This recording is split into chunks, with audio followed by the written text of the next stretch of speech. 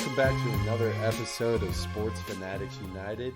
I'm your host, Max Briggs, and with me as always, I've got Jerry Hayes, Eric Good, and Keith Patrick. Welcome, guys. How you doing today? Well, hello. How are you doing today, Max? I'm doing just fantastic, dude. We won the Super Bowl. There's the bleep. Right off the bat. There's no bleeps anymore, man. You can't contain me. Oh, yes, we can.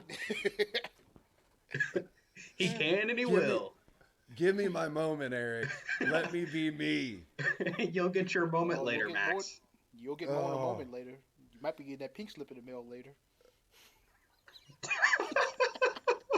Damn it.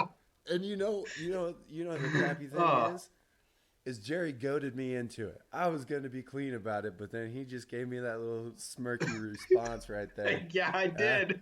You did it. It was all you, Jerry. You're in trouble, buddy. Sure, it's all my fault. All right. Well, I'm glad you guys are here to celebrate in this joyous occasion of not only the Chiefs winning the Super Bowl, but the fans in Kansas City winning the Super Bowl too, because that's what it feels like.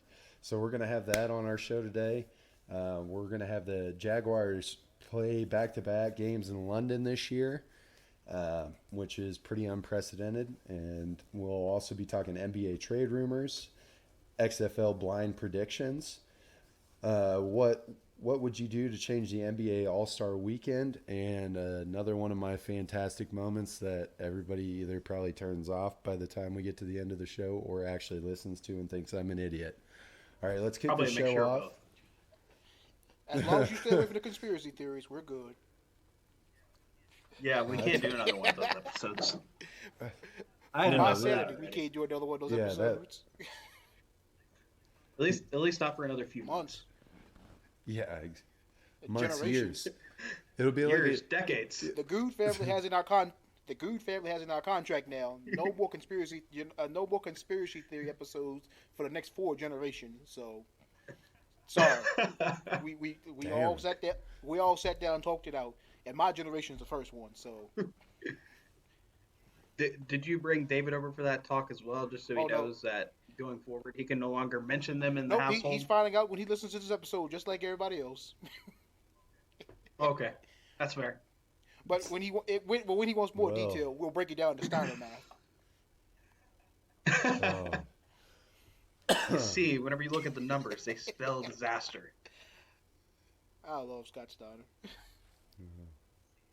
See, and the funny thing, talking about numbers, if you would have looked at the numbers for the Chiefs and Niners game, everybody would have told you they spelled disaster for the Chiefs, but it did not. Oh, I like how you worked that one there. Nice. Elaborate, Jerry. You've got me intrigued. So the first one of the stats I have, I'm going to save my big one I was telling you guys about for later, just because that is a lot to dive into. I found this nice little interesting stat today while browsing Twitter. So whenever teams are 13 plus wins and has a top 2 overall defense, they are 8-1 in the playoffs as far as winning the Super Bowl. Guess who that one team is? San Francisco. The San Francisco 49ers. Yeah, Max, you trying to take your trophy away? Sorry, I wasn't paying attention. I was daydreaming about that Super Bowl trophy. About the numbers. So I got the other teams here: the 72 Dolphins, the 81 Niners, the 85 Bears, the 86 Giants, the 90 Giants, the 92 Cowboys, 96 Packers, 13 Seahawks, and the 19 Niners. When you mentioned 92 Cowboys, that bring my view down and made me cry. 24 freaking years, man. 24 freaking years. I was 8 or 9 the last time I won the Super Bowl. Could barely count and could barely pee off myself. But that's another story for another episode. Keep going, Jerry. Well, I mean, if you really want to bring up the 92 Cowboys, we can bring up Troy Aikman. And the fact that, he decided to make a nice little comment back in September to tell Chiefs fans to come back at him whenever Mahomes has 33% of his Super Bowls. Mr. Aikman, we are coming to collect. Pay up, son.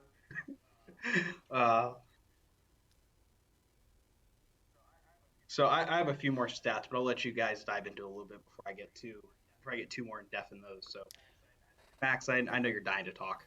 Go for it. Yeah. So Remember, this isn't your moment I yet. But used go ahead. fine. I thought this whole episode was supposed to be my moment. That ain't in the contract. Not this one, at least. Uh, fine, guys. I'll keep it civil until the end. Oh God. All right. So, honestly, I'm sitting here on Tuesday going, I can't believe we actually won the Super Bowl.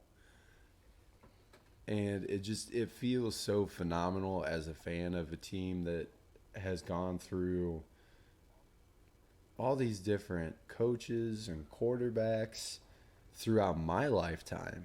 And there's 20 more years on top of that before I was even born, where we were a competitor, we won the Super Bowl, and then we spent 50 years without winning it all.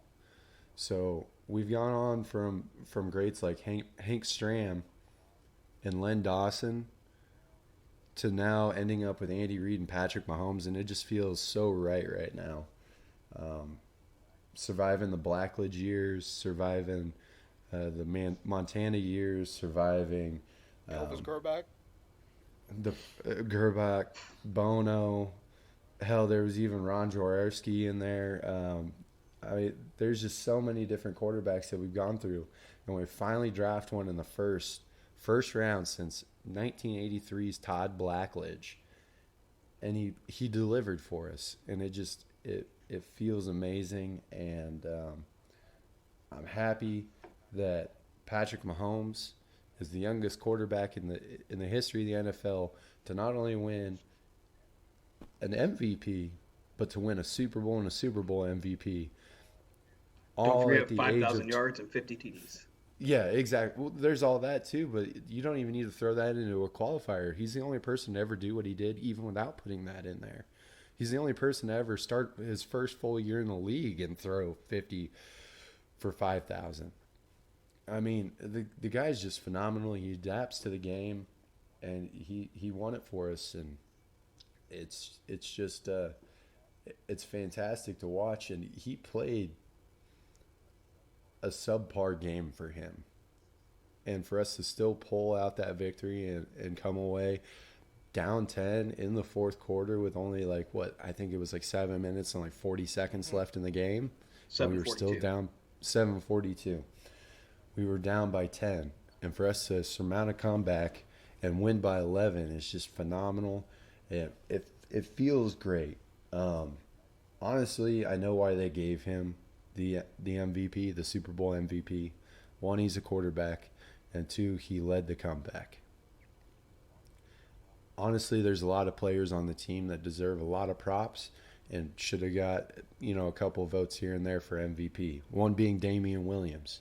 The guy had over 100 yards and 2 touchdowns from a guy that really didn't produce much this year to going into the playoffs and going into the Super Bowl and pretty much just sealing the deal in the fourth quarter for us and just being automatic out there. That guy deserves some recognition. Brashad Breeland, for as much as us Chiefs fans give him shit, he showed up to play. He got that crucial interception. He had some nice stops behind the line of scrimmage on some little bubble screens. It seemed like he was all over the field making tackles and making sure that they weren't going to be the goat of the game and be blamed for years to come like we have before. Tyrann Mathieu, it was completely just he was doing his thing. Chris Jones was swatting passes down like J.J. Watt. Frank Clark was just eating it up, and it was just it was awesome. And I bet you can attest to the feeling, Jerry, that there's no other feeling like it. We've got it twice in our lifetime. One with the Royals and now one with the Chiefs, and it's the sweetest thing outside of, having kids and a wife and getting married and all that stuff. It's the best feeling in the world. So that's kind of how I'm feeling about it right now. See, before I turn it over to Keith and Eric to give some of their thoughts, I have another stat for you. Gotta stick this in here. Since 2013, Kansas City is the only city with 3 championships out of the 5 major sports, including MLS, with Sporting KC, the Royals, and the Chiefs. You know, I wonder what it feels like to be a grown man watching your team celebrate an NFL championship. I'm still here listening to y'all, and now I'm sitting over here depressed. Keith's got to sit there. Since he's a grown man, he's got to watch Aaron Rodgers or Hoisberg, and you and Jerry get to watch your team. And, well, last time I sat there and got to watch my team win a championship, America AOL was still prominent in this world. Dial up, son. This is some depressing stuff. I might have to go cry after the show.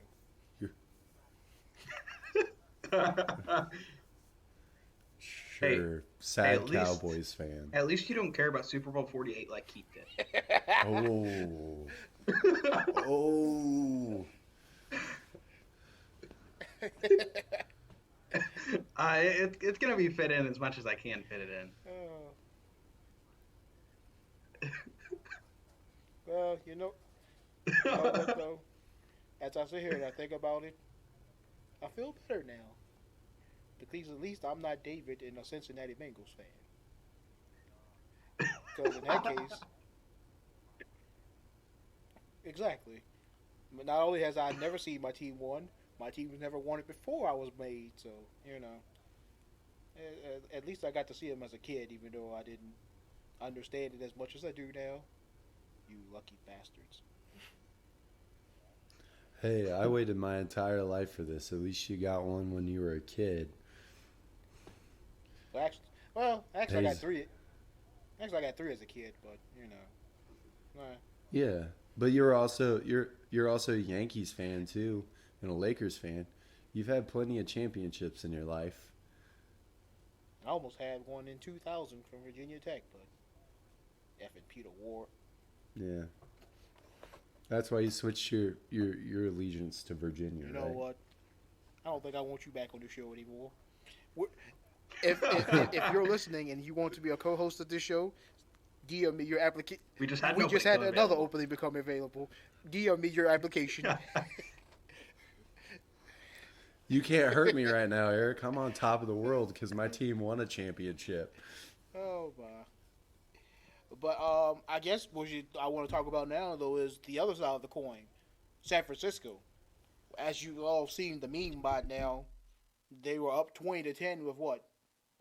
Like Jerry said, 7 minutes and 42 seconds. 7:42 left. They were up 20-10 before Kansas City made their furious comeback. And I mean, this is Shanahan's second blown fourth quarter Super Bowl lead. And I mean, what does it do for him now that he's blown not one but two with two different teams against two different styles of offense?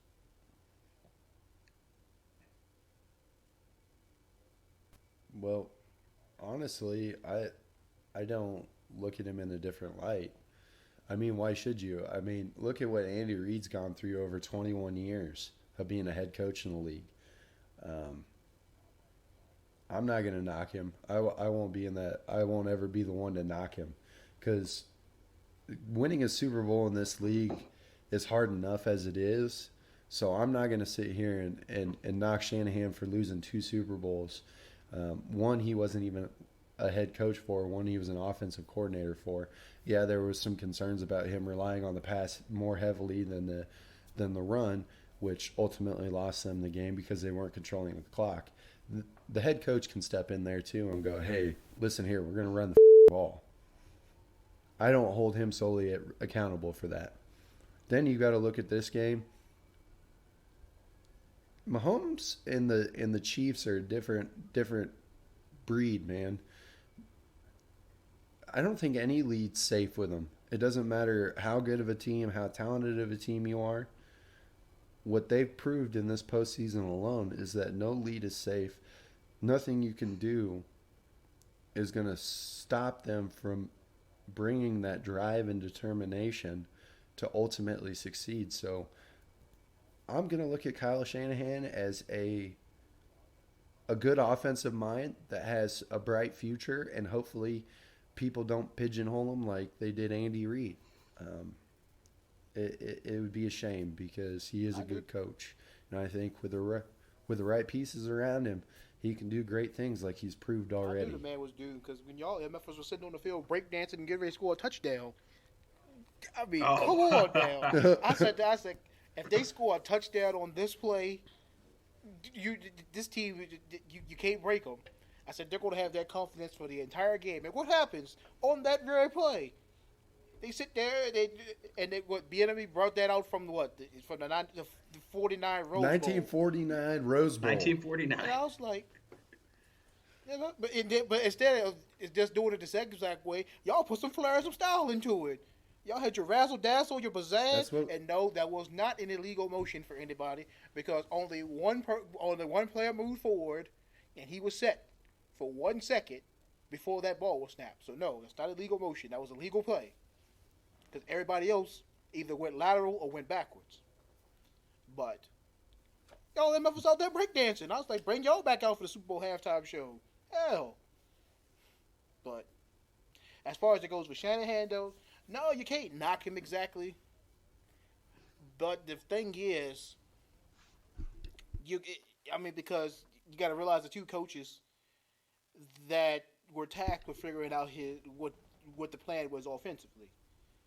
You got Belichick, and now you've got Reed, who are two future Hall of Fame coaches in their own right now. And for him to, well, like you said, as an offensive coordinator for the Falcons when they lost, and now as head coach for the 49ers, you can't hold that against him because, I mean, like you said, getting to the Super Bowl is hard enough.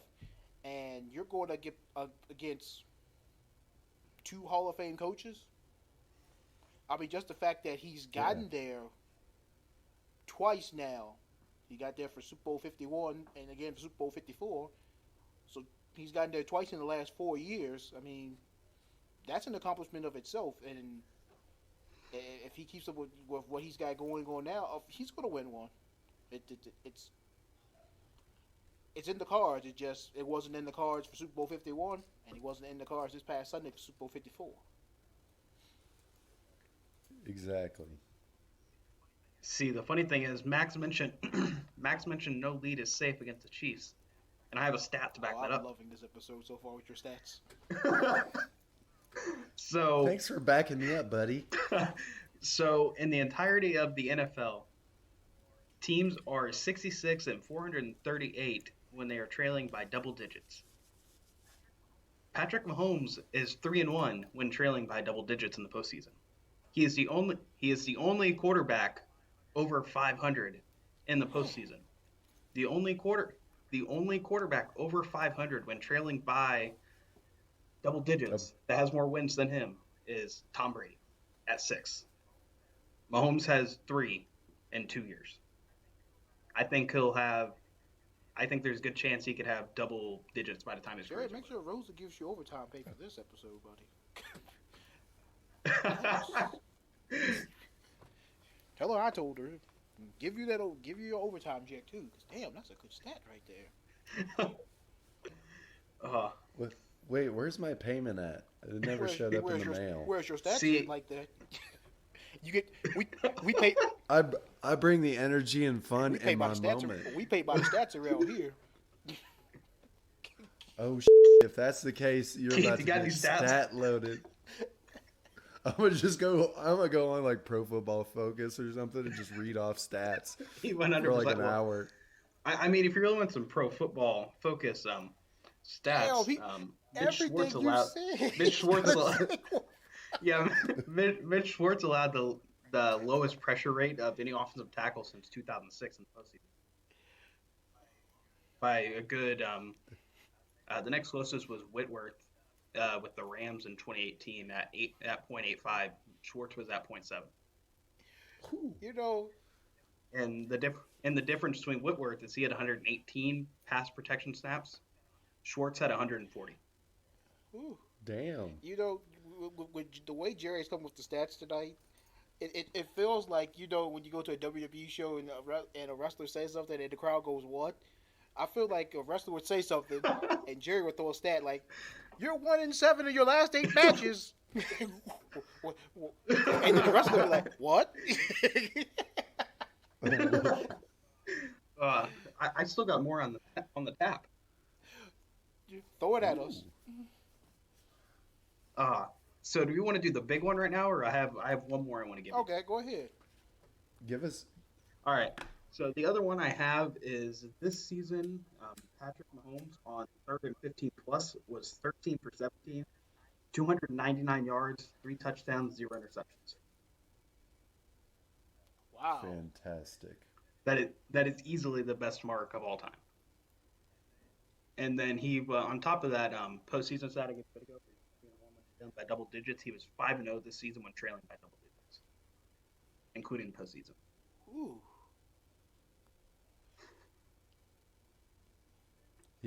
And who was the next closest quarterback? Was that Deshaun Watson? That I'm At not. 3. Yeah, it was something ridiculous. Like they were like at least 10 completions behind him. I'm not sure if it was Watson. I forget who it was off the top of my head, but this is the Patrick Mahomes show. So I don't care about the other teams. Well, I was just trying to put some context onto it. I'm trying to remember. I heard that stat earlier today. Yeah, these stats have been coming out of the woodwork since Sunday. Yeah. And it's great. Made my research a little easier. Yeah. Well, After fact having to spend 3 hours on this stupid spreadsheet, but the spreadsheet was working. That spreadsheet is worth it right now. So I was telling you guys what I was working on last night. I was working on getting every single Super Bowl winning quarterback's records from college. Because you always hear teams say coming out, a college QB's destined to take college record matters. Destined to take us to the Super Bowl. Yep, I know exactly what you're saying. So before I get too much into it, how many QBs do you think had a losing last season in college, and how many of them do you think had an overall losing season in college of all the Super Bowl winning QBs? I'd say about a good 60%. Say 50%. 75%. I'm going 50. I'm 60. 75% had a losing season? Yeah. Okay. Well, I went ahead and did this real quick so I don't have to go through every single QB's all-time record. That would be here for another 20 minutes. So in their final college season, of the Super Bowl winning quarterbacks, including Patrick Mahomes, 8 had a losing season in their final season. And whenever you go to overall college losing records, 4 of them had overall college losing records. Hell, I know. And I went ahead and did the total combined percentages for all the QBs. If you combine all the QBs' final college season, they had a winning percentage of .691, and if you combine that's 69%, obviously. And then if you combine all of their final seasons, or all their total seasons, they had a .688 winning percentage. That is a fascinating stat right there. So who were the losing quarterbacks to then go on to win Super Bowls? Do you want overall or last season? We'll do last season. Okay, so we have Patrick Mahomes, Nick Foles, and the one QB I cannot find any college records on was Phil Simms, because he played at Morehead State, and I could not find any winning for him. I could find Doug Williams at Grambling State, but not Phil Simms at Morehead State. I was very annoyed. Is Phil Simms not want his college? He doesn't know his college. He want his college stats known or something? Come on, Phil. Probably not. Release the records, Phil. So you got Mahomes. Yeah, you got Mahomes. You got Foles. You got John Elway. You got Mark Ripien. And then you got Roger Staubach, Johnny Unitas, Lenny Dawson, and Bart Starr. Some of the greatest quarterbacks of all time. Yeah. And then to go to the QBs with losing records in their college careers, you got Lenny Dawson, Johnny Unitas, Elway, and the Mahomes. That's good company right there. Yeah. And really then good company. And then the one weird thing I was telling you guys about Bart Starr last night that I said I wanted to bring up on the show, I did not know this until I started looking up how his college career went. Apparently Bear Bryant benched him his senior year, and he very sparingly played because he was still salty at him because he chose Alabama over Kentucky whenever Bryant was still at Kentucky. So he's like, nope, you're not playing.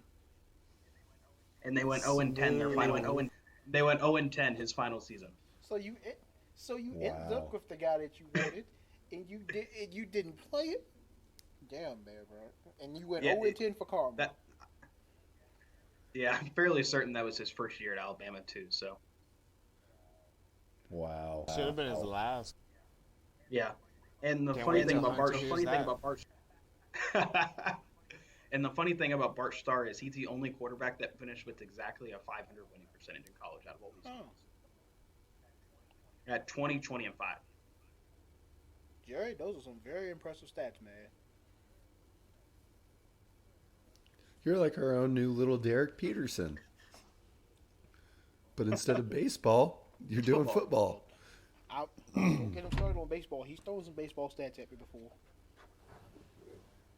Oh, I know. I know. Well, I guess now. Wait, I got one shoot. more. Yeah. So I was telling Max and some of the other guys we do a Chiefs chat with. You guys remember how a few episodes I brought up EPA expected points added? Mm-hmm. Yeah. I know that's just even though you don't remember, but I'll take it anyway. But according to EPA, Mahomes has never had a bad game in the NFL. Never. Yeah. Even Mahomes' bad games are average games, according to EPA. And I think that is ridiculously insane and speaks to the talent he is. Wow, that is. Yeah, that 10-year, $400 million contract don't sound like a bad idea now for y'all. Let's just make it a lifetime contract while we're at it. Let's lock him up. Yep. And then, real quick, before we move on to the Jags, I know we're itching to go because we're going on probably like 25, 30 minutes with this one thing. The guys on 610 were talking about this today while I was driving home. Carrington and Levine. Yeah. Do you guys think Alex Smith should get a Super Bowl ring? Sure. Yes. Give that man a Super Bowl ring and hang his jerseys in the rafters. Keith? He made Patrick Mahomes. Yeah, Hello, see, Keith. I think he might have stepped away for a second, but I am also in the company that he should get a ring. Carrington and Levine, they weren't too on board with it. Like, we won't complain if he should get if he gets a ring. If he does, good. But they wouldn't personally give him one. I think he should, just because he was basically Mahomes' second QB coach with Kafka. Him and Kafka are the reason that Mahomes is the QB he is right now, for being completely honest. It's like he wouldn't be as developed as he is right now with those two. It's like he's still a transcendent talent. He would have probably eventually gotten to this level, but I don't think he would have gotten there year 3 without Alex Smith. They would probably been like year 5 or 6. Yeah, completely believable. Well, and you've also got to take into consideration that Alex is the third greatest quarterback in franchise history. Mm-hmm. And he did that behind Lenny and Mahomes. Yeah, he deserves a ring for everything that he's done, and for him being hurt this year and not being able to play. I think it would be a nice honorary thing to do for him. Him and like Derek Johnson both need rings from this team. See, the funny thing is, I wouldn't be shocked if Derek Johnson, Jamal Charles, and Dwayne Bell all get rings, because they all technically signed one-day contracts. And they were a part of the team at one point this year. We're being honest. That is very true. I'll have to get the inside info on the Dwayne Bowe. You know what? I really hope Bowe give gets Dante a ring. Hall a ring too while you're at it. And Trent. Well, Trent will probably get one because he did the games before in the preseason. Called the games in the preseason. Yeah, he's technically a part of the organization, so they'll probably give him a ring. Yeah, he'll get a ring. And wasn't Kirk Herbstreit? He was a part of the organization as well.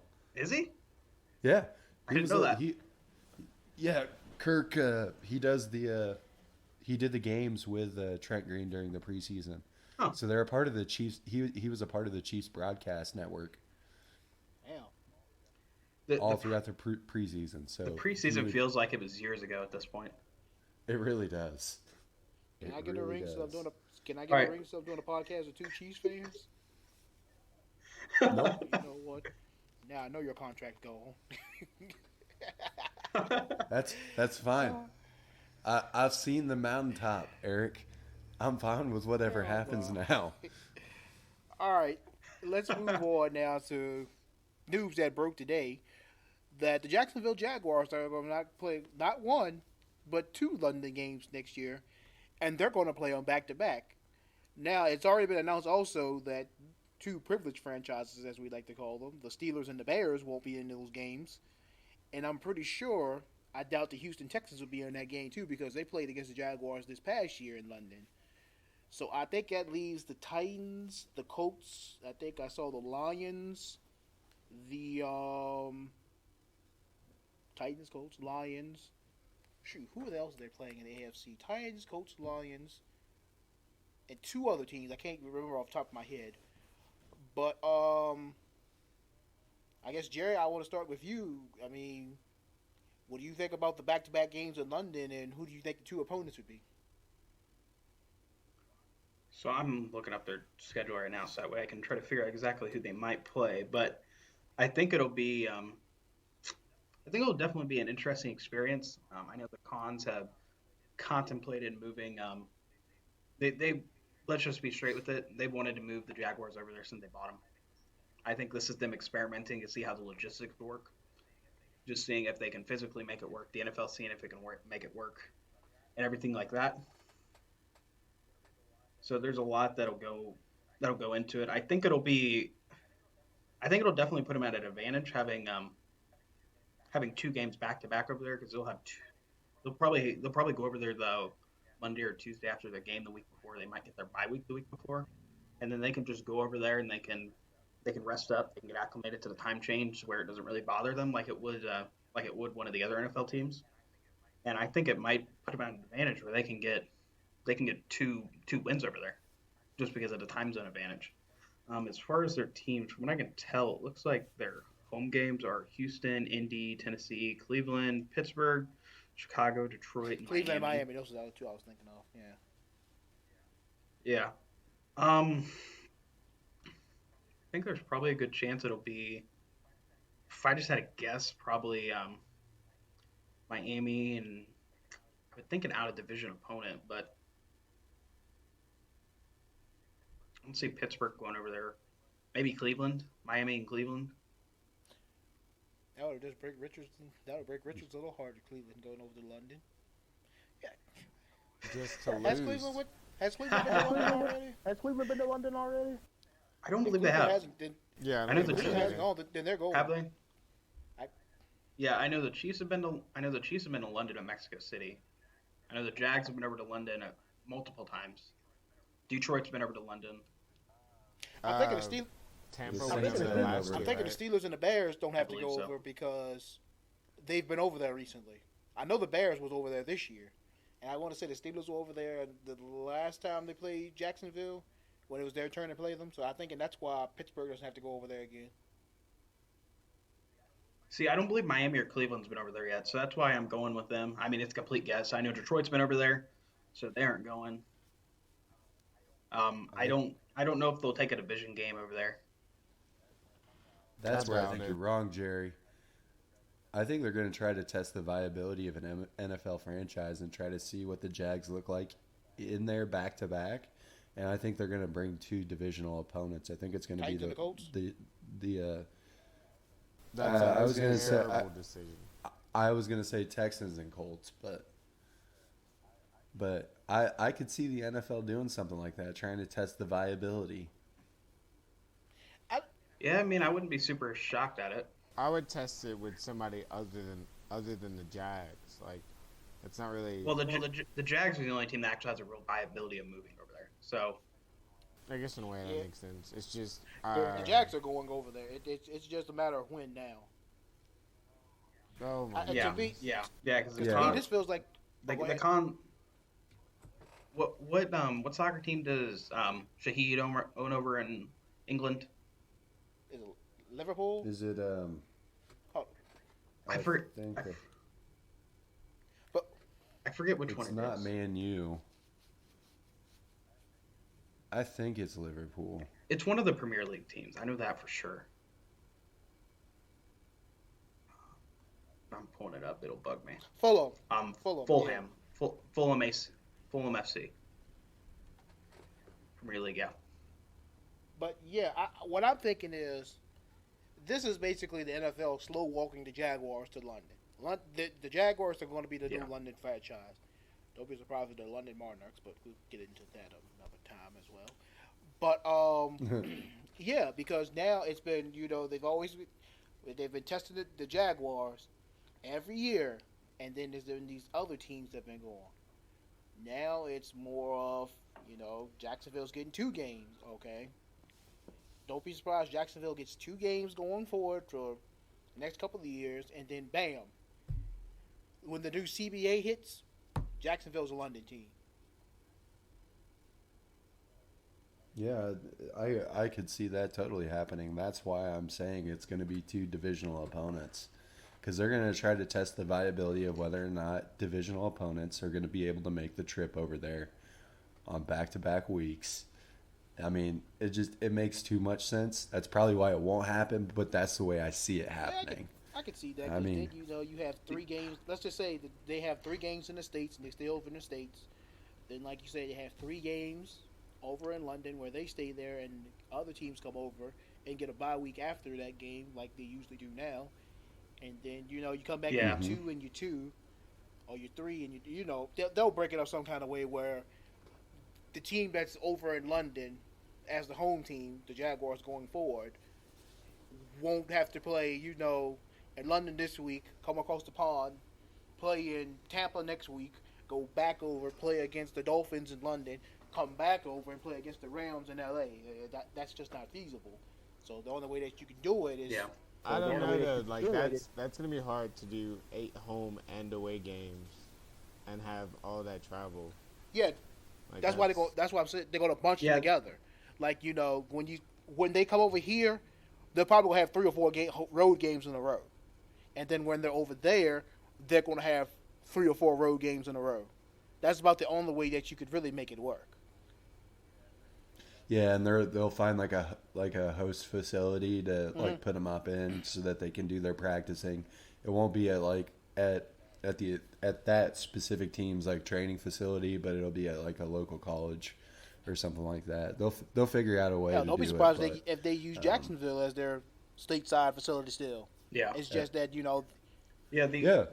money. The only potential. Go ahead. No, go ahead. Like I said though, the money to them now is taking that, because if you look at the numbers too, it looks like the franchise in Jacksonville isn't doing as well as they wanted to do. So, see, the numbers spell disaster for Jacksonville. I like how you put that in there, but they're not where they want them to be in Jacksonville, or else if they were, they wouldn't even be flirting with the idea of moving them from Jacksonville to London. So, the money to them is in London. Yeah, the only logistic issue I see with them moving over to London full time is you don't see teams having bye weeks past week 13. So if the NFL wants to keep that up, the Jags are going to have to get all of their home games out before week 13. That's the only logistical issue I see with it. So, I mean, unless they mess with the CBA where they can have bye weeks even later and later, which I don't think teams would want. No. That's the biggest logistical issue. Yeah, to end the year, most like you said, to end the year, they're going to have their last. If week 13 is going to be their bye, like 5 or 6 on the road. They'd have to have their last 5 to 6 games on the road. I just don't see. There's no way that they would do that. Well, isn't it only 4? Yeah, it'll only be 4. No, if 13 is going to be the bye week though, because 13 usually is the last bye week you had, isn't it? Yeah, I guess it'd be 4. So it'd be 14, 15, 16, 17. Yeah, so it would be 4 road games to end out the year, which isn't too crazy. That's also taking into part they have to do the same thing at the beginning of the year and throughout the year too. If you want them to bunch in 3-4 road games in a row, they're literally doing it as a bracket basically. Because they're either in the States or on the road, or in the States or in London, like that. They basically become a bracket instead of having 2 home games and then a road game, or 2 road games, a home game, a road game, then 2 road games. It's just I don't they're gonna have to have 2 road games to begin the year because they don't want teams having bye weeks before week 3, and then you'll have the first stretch of home games, like the first 3 or 4 right there, starting in week 3, and then the teams get the bye weeks 3, 4, 5, 6. It'll just be a huge logistical nightmare. But if the NFL can figure out how to get it to work, the owners are gonna approve the move over there just so they can tap into that English market. It's like that's where it's gonna be at the end of the day. If the owners feel owner-wise, it makes sense. It's just gonna be an awful bad idea for the players. Yeah, I know. Literal travesty. Yeah, and that's why I think the PA will have issues with it. That's why I feel like the NFL is just waiting for the next CBA before they just make it official that Jaguars are going to London, because I feel like that's going to be one of the holding points too about getting a new CBA done, is because these players aren't stupid and they can see the writing on the wall.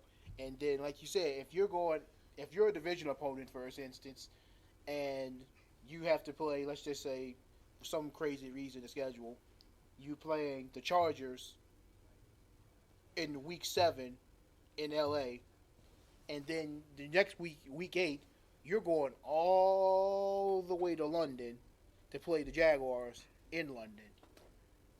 I don't think that my body would be too happy with me, and I don't think as a player I'd be too happy. Literally no player signing up for that. Well, here's one thing that we could possibly think of is a lot of these East Coast teams, like these Northeast Coast teams, like New England, Jets, Giants, Bills, Eagles, Skins even. I mean, it's 6.5 hour flight time from that point in the country to London. It's the same flight time from the East Coast to LA. So honestly, I could see them kind of setting it up in a way where a lot of the East Coast teams could start the year off over in London versus the Jags on their home field to kind of break up the whole needing of a bye week. They might be able to swing that, because you see teams go from the East Coast to the West Coast all the time without needing a bye week. So I think it could be feasible. Yeah, but the difference is like the time, like it's easy to, well, I shouldn't say easy, but there's difference. It's easier. Yeah, it's easier flying from, let's say, Boston to LA, and your body not per se like feeling a big difference compared to flying Boston to London and literally everything being different. Yeah, I mean, the one major difference there is whenever you're going from Boston to LA, you're going back 3 You're hours. literally gaining time. Yeah. Well, whenever you're going over to London, you're losing 6.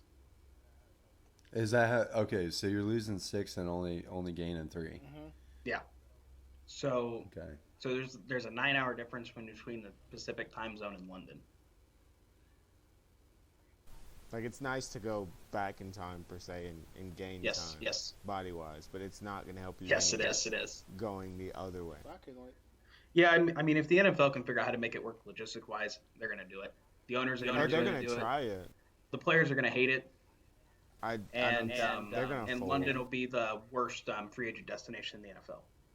It will literally have. They're gonna have to draft every player they get. Or just make them a part of NFL Europe again. Bring it back. Bring it back. So the one interesting thing talking about London, if you got a team moving there, potentially, could you see a team like the Chargers moving to Mexico City after seeing the feedback they got from the Chiefs and Chargers game down there this year? No. Aren't they, like, literally about to move into a new stadium? Like, next season or something? Yeah, but that's stadium. Yeah, but that's the Rams one. Yeah. That's Kroenke Stadium. So if what's his name, whoever the idiot Chargers owner is, if he realizes how bad the market in LA is, which I don't know how you don't realize it at this point. You have no fans. You have like 30 home fans showing up. It's Arrowhead West out there. It's Raiders show up and invade the stadium. Denver fans show up there. It's like you got Newark fans showing up there. It's like, you've got to realize this is an awful situation for your team. How are you making money? It's like never left San Diego. But that's what I agree with, and that's why I think it could potentially be very fruitful for them to move down to like a Mexico City if they can draft like a young QB.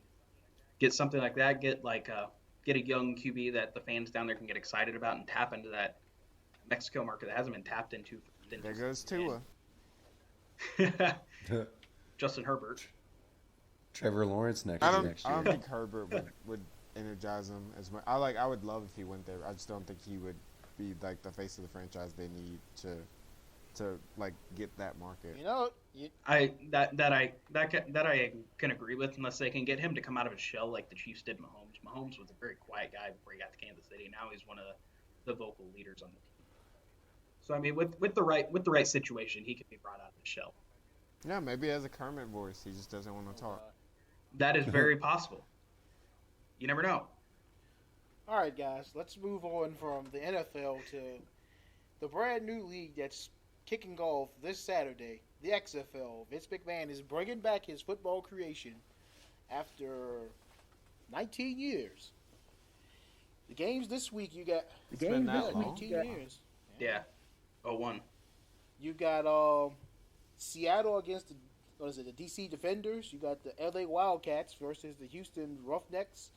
The Tampa Bay Vipers versus the New York Guardians. The St. Louis, Battlehawks versus the Dallas Renegades. In Seattle. I can't think of their team name. Anyhow, though, since we'll just call them the Seattle always rains up there. So the Sounders. Is it the Sounders? I'm pretty sure that's Supersonics. That's not a real team anymore. We'll call them the Supersonics. There we go. Yeah.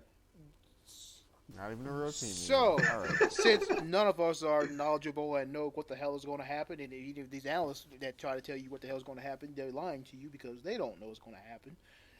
Because, hell, this is the very first week of the season. Well, I'm about to lie to you. Is it the Sea Dragons? No, I think it's the Sea Dragons. I think you're right. It's the Sea Dragons. Hold on. I think he's right. No, it's just the Seattle Dragons. Seattle Dragons, not the Sea Dragons. Okay. I knew there's dragons in there somewhere. I mean, that's a better name anyway. Let's just call them the Sea Dragons. At least he didn't call them the Sea Mitt. Keith, be glad he didn't call them the Sea Men, if you get my drift. Oh, I'm 1,000% sure that they would lose all their fans. This is Vince McMahon we're talking about. But, guys, let's just go out and blindly pick some games. Who do y'all have winning week 1 in the XFL? Let's see if I can even pull up any rosters. Just tell me the games again, and I'll pick them as you go. All right, we got Seattle against DC. That's Saturday on ABC at 2 o'clock. Sea Dragons. Yep, Sea Dragons. I'll say they have some weird scoring rules, so I'm not gonna guess. I'm about to say I'm not even gonna dare try to guess the score. All right, we got. Just to be different, I'll go with the DC Defenders. Yeah, I'll go DC Defenders. Why not? All right, we got the LA Wildcats, who I'm rooting for, versus the Houston Renegades. 5 o'clock on Fox. LA. I wish this was an LA home game so that they could have more fans than the Chargers. It's because they will. But I'll go for LA as well. Same here. All right, Sunday at 2 o'clock on Fox, we have the Tampa Bay Vipers against the New York Guardians. I like Green Lantern, so I'll go Guardian. Give me the Vipers. Vipers for the win. I'm going with the Vipers because they have Aaron Murray. Yep. That is literally why. I'll take the Guardians too. All right, and I have made Tampa Bay my unofficial team. All right. That was quick. Well, I made LA my official team just because I went when the first XFL I went for the XFL Extreme. I mean the LA Extreme, and they won the championship. So hell, I'm going to sit there and I'm going to stick with LA. Max, the Vipers have Chase Litton on their team. Yeah. I just realized that. Yeah, I'm definitely a Vipers fan. And in the final game at 5 o'clock on ESPN Sunday, you have the St. Louis Battlehawks and the Dallas Renegades. I'm gonna go St. Louis. They need another football team. So I'll give them. Let's go win one. I'm going Dallas, so that way St. Louis can lose another football team. Hey, don't talk about my official XFL team. Go St. Louis. Go St. Louis. I will never root for anything St. Louis. I'm doing it for the sole purpose for reciprocation for St. Louis having to root for the Chiefs now because the Chiefs are the official NFL football team of Missouri. I'll root for the official XFL team. Yeah, I will. Just because. No, they've actually tried. There's a lot of marketing and stuff like that going on in St. Louis about the Chiefs. It has been for the last 2 years. The Chiefs are taking over St. Louis. Yeah. Yep. So the Missouri's official NFL team is the Chiefs. So I will go with the official XFL team, the Battlehawks. For all I care, that city's a part of Illinois. Who you got? Communist state. Keith, who's going to be your unofficial XFL team? I'm gonna decide after the game Sunday. Because well, no, actually, you know what? No. That takes the fun out of it. I'm going. You know what? Sea Dragons. I'm going Sea Dragons. The Sea Dragons. So we all got a. There's a part of. We all got a team in each game. All right. I'm gonna write that down. Keith's with the Sea Dragons. I'm taking the Wildcats. Jared's with the Vipers. Max is taking the hometown Battlehawks. All right. I just had to take the team with Mark Trestman as their coach. I thought you took the Vipers just because of Randy Orton, but hey. Nah, I took him because of Aaron Murray, for being completely honest. I better look up my team and see if there's anybody I actually like. Let's see if I can rag on any beer guys. Now, by the end of the year, we'll probably have completely different teams by the end of the year. But what the hell? Oh, here we go. The Seattle Dragons. Who is Winston Moss? Do you know who Winston Moss is, Eric? No, I do not. He is your head coach. Well, as long as he's not clapping on the sidelines, we'll be off to a good start. So far, I've looked through everybody's coaching roster, and Trestman is the only one I recognize so far. I know Stoops isn't. There's another one I recognize, Jim Zorn. Yeah, I was about to say. Zorn's in Seattle. I know my coach. Stoops in Dallas. Jim Zorn. Yeah, he's in Dallas. Yeah, I don't know any of these players. Reason I can't root for Dallas. Sorry. All right. Yeah, Stoops is Dallas.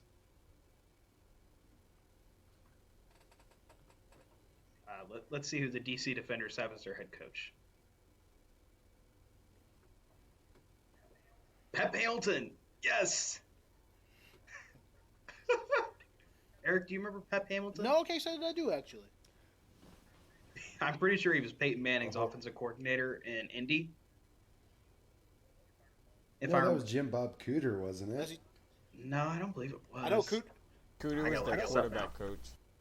Yeah, that sounds right, because Cooter went on to be the offensive coordinator somewhere else. Yeah, he was the quarterback coach for Peyton. Because he was the offensive coordinator for Stafford, wasn't he? Cooter?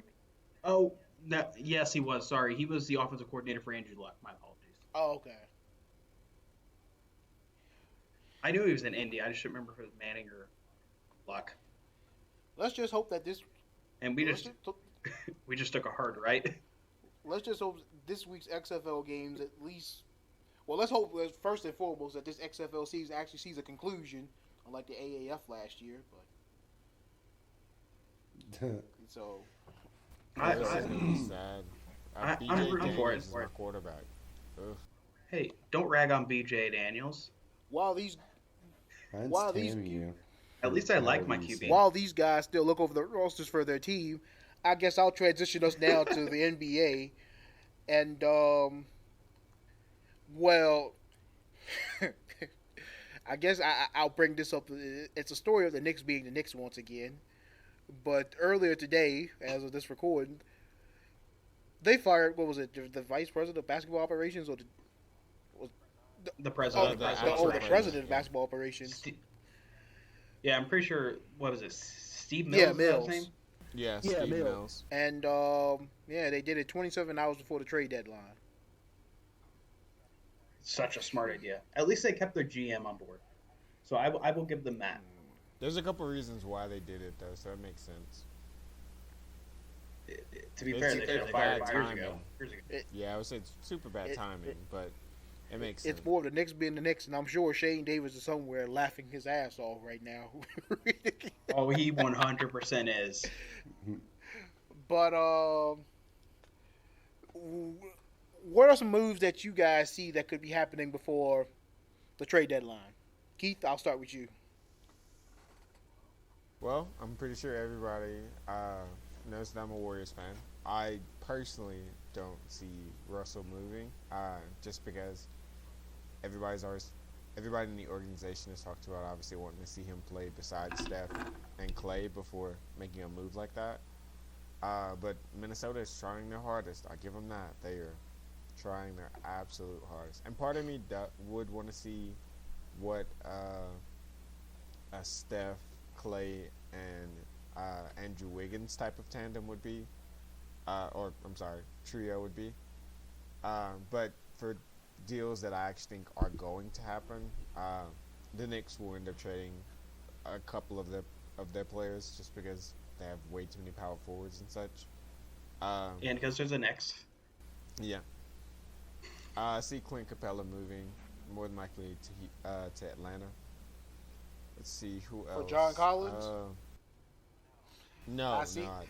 There's no chance. There's no chance Collins gets moved. I think they won't. I see that somewhere on social media, and I was. Yeah, like there's the one thing I'll say is if Clint Capella or Steven Adams end up in Atlanta, John Collins will not be one of the pieces moving back to either team. I will say that right now. There is no way either team will pull John Collins. Like they will trade Herter, Reddish, probably even Hunter before they would move Collins, just because they're picking up a big. And if I had to think of a package for, sorry to interrupt you, Keith, but if I had to think of a package for like Capella or Adams, since we're on the topic of the two big men who there's a lot of rumors surrounding, if it was like a package to the Hawks, it'd be one of those three players you mentioned. Atlanta would probably be most willing to get rid of Reddish, and probably a pick. Yeah, probably some cap lead. Yeah, I would say I think they would give up Reddish, a first, but probably like a lower end type of one, and then a couple seconds as well as some obvious salary cap relief. Wow, couldn't get that out. Yeah. But yeah, Boston needs to make a move for a center, but I don't know if there's one out there unless they're gonna like basically get Tristan Thompson. I don't know why, but like he's being pretty coveted the last few days. I also don't know why the Wolves think they're gonna get 2 first-round picks for Rocco. I don't see it. What? I don't see. Yeah, like they're asking How did I prices miss that? 2 first-round picks for Rocco. You can stay in Minnesota, Rocco. Has marijuana been legalized in Minnesota yet? A lot has to be like there. I don't understand it. I mean, Minnesota's not that far away from Washington. Just a plane ride away.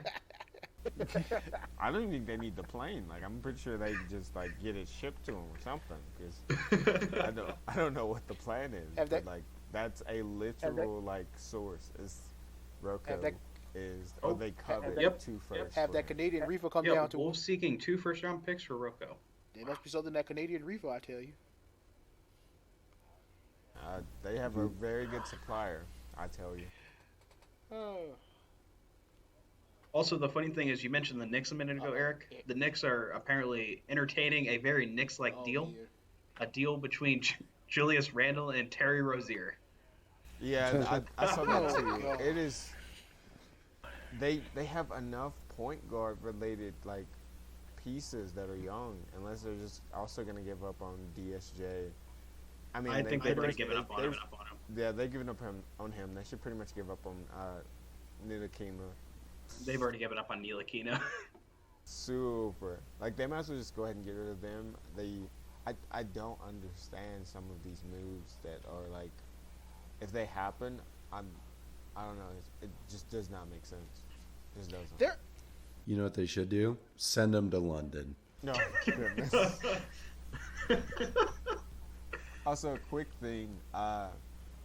Somehow Memphis is potentially going to get a first rounder for Iggy, who has who has literally played the same amount of minutes that I have this season. Same. I don't understand it. Like, I know that people think that this upcoming draft is average to weak at best, but a first for Iggy for like 25 games? Really? That's what we're doing now? Yeah, like that's what we're doing now? Okay. Well, they won't get no. Yeah, he's literally expected to get a first in return. Like, that's the only way they're going to move him is if they get a first. And there are teams that, for some reason, like, are thinking about giving them a first. Thank goodness the Lakers don't have any first to give, because I'm pretty sure. Oh, they would. They would without a doubt. They 100% would. They would literally hand. But the Steve. If the Grizzlies would accept Kyle Kuzma, that deal would have already been made. They would already be on the plane. It's a good thing that. It's funny you mentioned Kuzma, Keith. Eric, are you ready to cry again? Yeah, I know exactly. Keith knows where I'm going. Apparently, your favorite New York basketball team has had exploratory conversations with the Lakers about Kuzma. Oh yeah, I've heard about that one. Marcus Morris is the big headliner coming back to LA in that deal, by the way. You know. Wait, who? Marcus Morris. You know. That's the big headliner coming back. There should be a rule in the NBA where if you're had a losing season for 7 or more years, the league should not make the owner sell the team, but you have like some league appointed general manager or something, that somebody that runs the team that actually that makes moves for the team to hopefully make them competitive in a certain amount of years, because it's asinine the fact that the Knicks are this much of a laughing stock. This team was one of the teams that, used to be one of the powers of the NBA. Now they're the biggest joke in the NBA.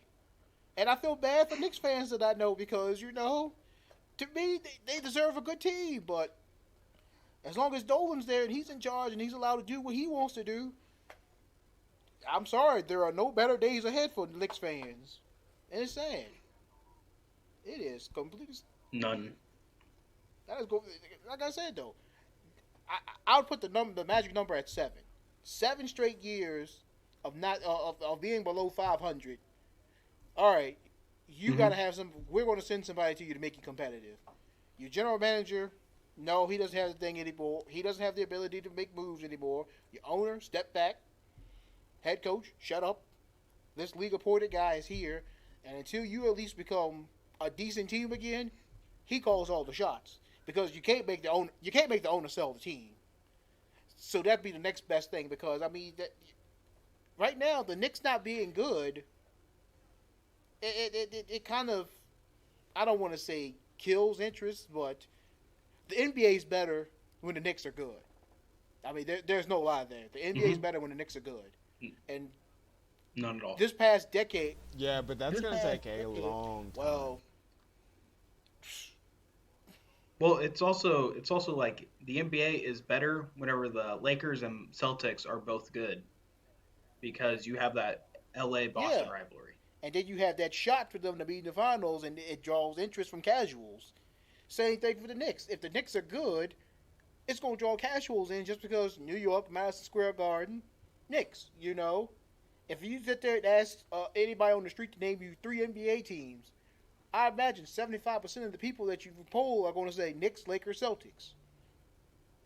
Just because probably Warriors down too. Well, since last few years. Yeah, I'll give you that one.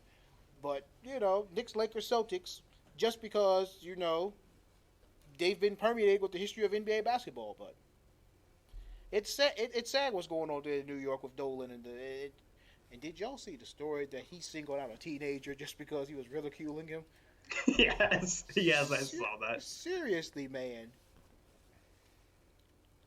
I mean, yet he is an actual NBA team owner. You run a joke of a franchise, and the kids just making jokes about what a joke of a franchise that you run. Don't get mad at the kid. I mean, some of them are real. Like, they're not even jokes. Like, they are really bad. So, like, that's what the kid should do. But So did the kid end up getting banned from Madison Square Garden? From what I don't think he did. But I think it's they escorted him out or maybe something like that. But I don't think he got banned. And that's so stupid. He even got escorted out. Oh, without doubt. Let's move on, though, from a joke of a franchise to, I guess, what you could call, what some people in the past have called a joke of a weekend. That's gotten, in my opinion, though, it's gotten better, and that's the NBA All-Star Weekend.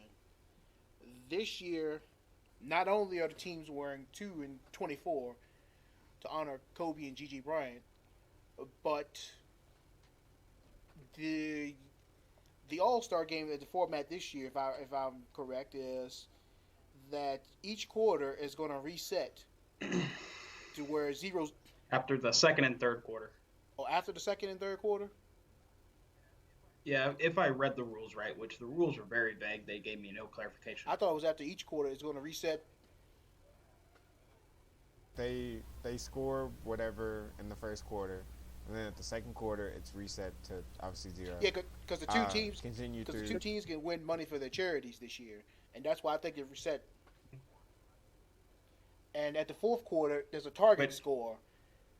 So the team that's leading has to score 24 more points to win the game, and then the other team. So if the other team's down by 30, they got to score 54 points to win the game. Which is possible, by the way. Especially in those damn All-Star games. Now, the thing I want to know is, how do you feel about this format? Because I'm not going to lie to y'all. From reading it and just thinking of it, on paper, I kind of dig it. Y'all too quiet, right? I'm kind of y'all too quiet right now. About it. I mean, it doesn't put any lead in my pencil. All right, that's one way to describe that. All right, buddy. But yeah, I kind of see if Max had it his way, if Max had it his way, he'd just waffle stomp the All-Star game out. We got an hour and some change. We got an hour and some change with using waffle stomp. Interesting, gentlemen. And it was Jerry that said it. Jesus. Jerry's literally trying to replace me. I already did. God damn it. Wow. You're going to get the belt tonight, son. It's an interesting format change. I'm not sure how I feel about it until I actually see it in action. It's going to take some getting used to. I know one thing. Somebody from the NBA listens to our podcast because I said a few weeks ago they need to add in the All-Star game where teams are playing for like $500,000 in charity. And like a few weeks after that, they come out and say, yeah, we're playing for $500,000 in charity. I'm like, wait a minute. They stole my idea. Where's my commission? Why am I not getting paid for this idea? You're literally never going to get that. We're allowing you to watch the NBA All-Star game for no extra charge of your cable subscription. No, but I don't know how I feel about it. I think it'll have a much different feel, which I will like. The past All-Star games, they've just been very lackadaisical, and players are just going out there doing fancy flippy thingies, and I don't really care about it. This year, it might actually make me care doing the whole score reset. They're playing for charity, so they might play a little bit more competitive, which I'll like. So I think that has a good chance of coming out on top. As far as that, just to dive into the rest of the All-Star Weekend festivities, the one thing I want to know is why the NBA does not give an automatic bid to last year's slam dunk champion to come back and defend his crown. I think for certain ones they do, and like I think that they asked them if they wanted per se participate, and I'm not gonna say like everybody per se declines if they're not in it the next year, but I just feel like a certain few of them just decide obviously they don't want to be in it this year or like that year. So I'm not gonna say that like that's what last year's contestant did or anything like that. I just think that there are certain times where they just don't want to be in it. Keith, did I read right that your cousin's in it?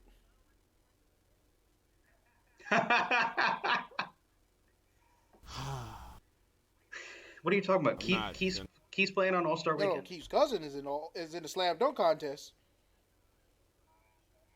Hey, Shy, you in the slam dunk contest? No, he is not. Shy is not in the Shy's playing in the USA versus World game. Oh. Shy is not in the slam dunk contest. Thank you. But you are in the future game. Why'd you opt out of the slam dunk contest? Did they invite you? I'm not a dunker. Not a dunker. Why didn't they invite you? Because Shy is not a dunker. Because Shy is shy and he doesn't want to show off them dunks. Yeah, that too.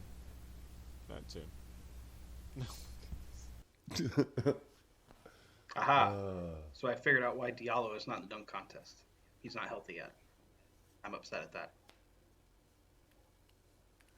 Well. But. So there are certain reasons. All right, so let me ask you guys this. Now, if there's anything that you would change about All-Star Weekend, what would it be? More dunk contest. More 3-point contest. Less game. Less game. Yeah, more.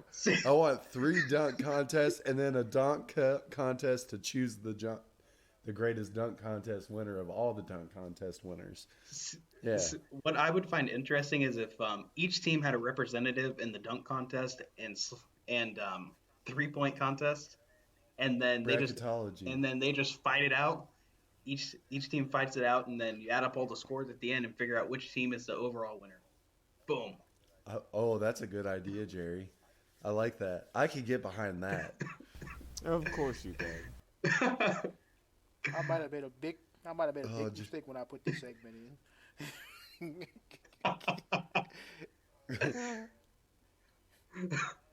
At least we don't have David here, like having one team wear tinfoil hats and just yell conspiracies at the other team. If we're going on a serious note, there's not really a whole lot I would change. I think the dunk contest is good. The 3-point contest is good. I like the futures game. I like the celebrity game, honestly. It's like I can find that hilarious because some of those celebrities have no idea how to play basketball, and it's hilarious. The only thing. There's others that like have legit game. That is very true. The only thing I would change about All-Star Weekend, though, is the scoring for the dunk contest. That is the thing that annoys me the most. Yes. Because, all right, if you sit here and this guy gives like a 3.5-star dunk and he has a 50, then where are you going from there? You know? 50 and a half. Don't give Kevin Hart any ideas. See, I do agree. I think the dunk contest needs to be graded a little more, not as loose as it is. It's like I know they're doing it so that way it's get more ooh and ah whenever fans see 50 out of 50. But I mean, if you're wanting to have an actual contest, there's no point in giving everybody like 50s every other dunk. They need to score it kind of like how they do some like gymnastics and Olympic sports where they'll have like a style portion.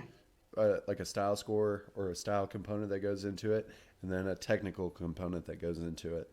And I think that might be able to like make it a little bit better because some guys aren't as flashy as others, and these guys that are really flashy are scoring 50s, and some of the guys that are more technical in their approach and a lot more crisp and clean on their dunk, they're getting shafted. So they could probably bring in like a 2-scoring system where style makes up like 33% of it, and then the technicality of it makes up like 66%. I don't know. There's also obviously, and it's always been this way, so there's no way to per se change it. But the taller you are, the harder it's gonna be for you to actually wow judges, just because it looks so much cooler watching Nate or Spud Webb. Yeah, Spud Webb. Over watching like Dwight or DeAndre Jordan or somebody like that, don't you? Dwight put on a cape and then just jump. Yeah, and also just throw the ball in, but that's neither here nor there. Well, I don't know. I don't know if there's really. While we're on the topic of All-Star Weekend, do we want to give out a prediction for the for the I think contest. all the events are pretty cool. They even like include WNBA players in one of the events too. I forgot the full name of that event. For the contest. Yeah. So like they like obviously try to incorporate them too. So I don't know. It's good. Obviously, there are some rough edges that could be fixed, and they're trying new things each year to little tweaks to see if it works out. Like obviously this year it'll be the actual All-Star game that gets changed, and that'll be interesting just to see how that works out as well. It'll bring out some competition, and then at the same time, it'll still bring out a bunch of high scoring and alley oops and long distance threes and things like that as well. All right, guys. Yeah. I'm glad that you started talking because guess what time it is, guys? Oh no. That's right. It's time for Max's moment. It's the moment of the show where we just give Max his sandbox and we let him talk. So Max, take it away. Time to log off, Keith. All right. Come on, guys. Just stay around for it, please. Please. I suppose this one time. Don't hate on it, all right? Eric has left the episode. So that's fine. We don't care about you. Ooh. Yeah. Oh. Sounds like Max is editing this episode. Nope. All right, let me clear my throat. I'm getting a little hoarse again after using my vocal cords so much on Sunday. Yeah, I mean, you saw the video. Everybody saw the video. I was Ric Flairing it up. My voice was very messed up Sunday night as well. Yeah, well, mine's still messed up, and I gotta do something about it. But all right, for my moment, I'm going to talk about Andy Reid. And really, it's just going to be a congratulations to the man that brought Kansas City its first Super Bowl in 50 years. He is the greatest coach to never win the Super Bowl until Sunday. And now he has that designation of a Super Bowl winning coach. He's thoroughly deserved it. For his 222nd win on 2/2/2020, he brought home the championship, not only for the city of Kansas City, but for himself. I love the man. He's a fantastic person, a fantastic human being. He's always got a smile on his face, and he's a player's coach. And no matter who you talk to in the league, nobody has a bad word to say about Andy Reid. And that's truly remarkable and phenomenal to see because it's hard for one person to be universally liked by so many. And Andy Reid's done it. I mean, the guy's earned everybody's respect at this point. There's not anything that you can say about him anymore because he has that championship. And I'm thankful. I know Jerry's thankful. The city of Kansas City's thankful. Football in general is thankful for what he's brought to the game over the past 21 years. And it's time to finally give Andy Reid the recognition he deserves. So I'm going to end it off with what Andy Reid always does. And Jerry, chime in too when I'm done because you know what's coming. All right. How about those Chiefs? Hell yeah. Yeah, I should have logged off.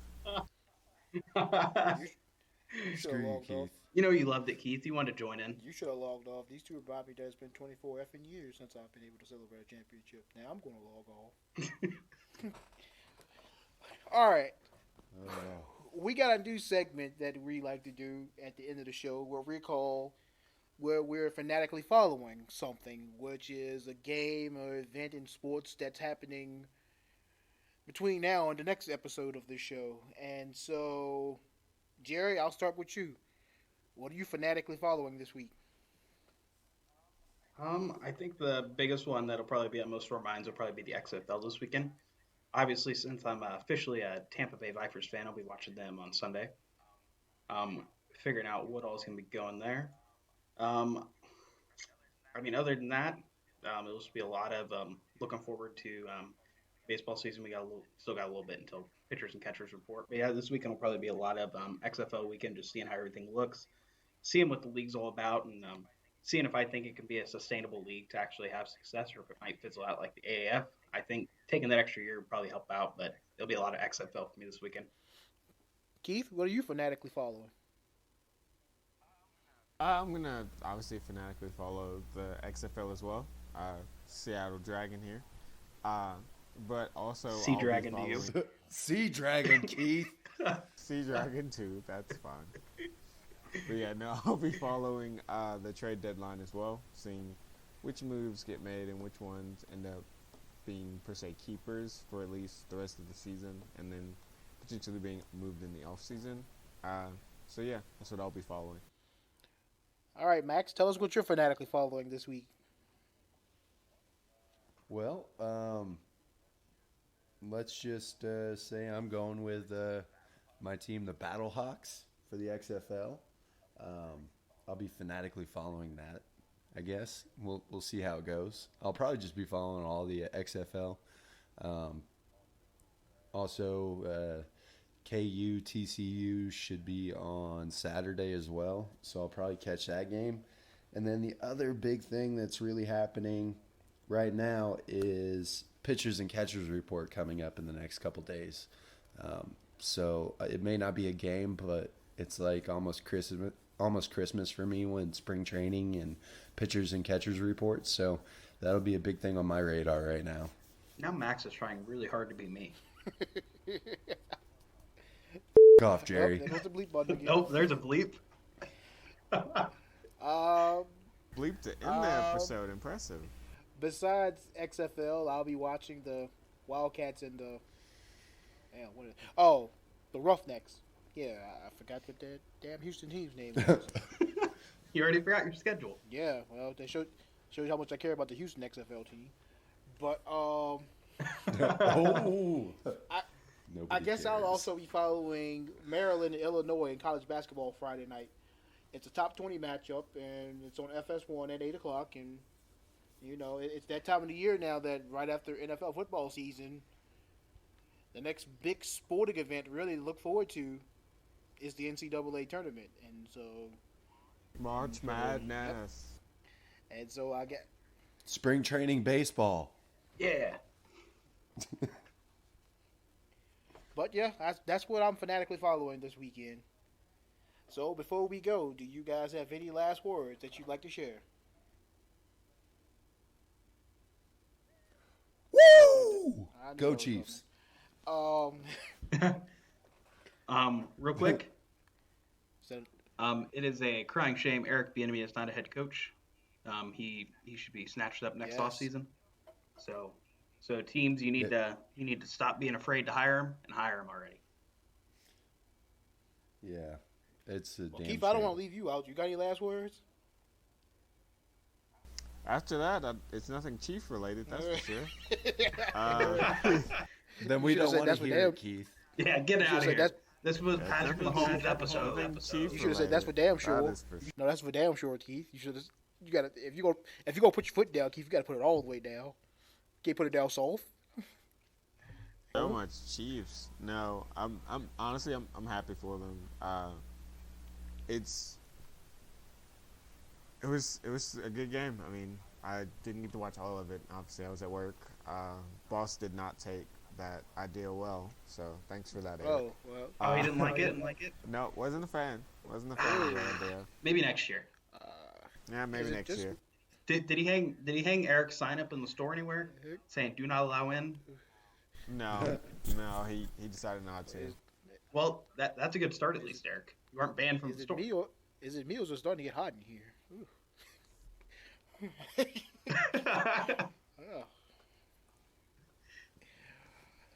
But I guess that's our episode for this time. Next episode, we'll begin our MLB season preview with the NL Central. We'll have Barbara Lampkin, Zach Skeen, Shauna Hollick going to join us as we talk Cubs, Brewers, Cardinals, Pirates, and Reds. Yeah, I almost forgot those damn Cincinnati Reds. We'll talk NL Central Baseball. We'll talk NL Central Baseball next time. You can catch us on Twitter at Forever Fanatics, or on our Facebook page at Sports Fanatics United. For Jerry, Keith, and Max, I'm Eric. Until next time. See you guys.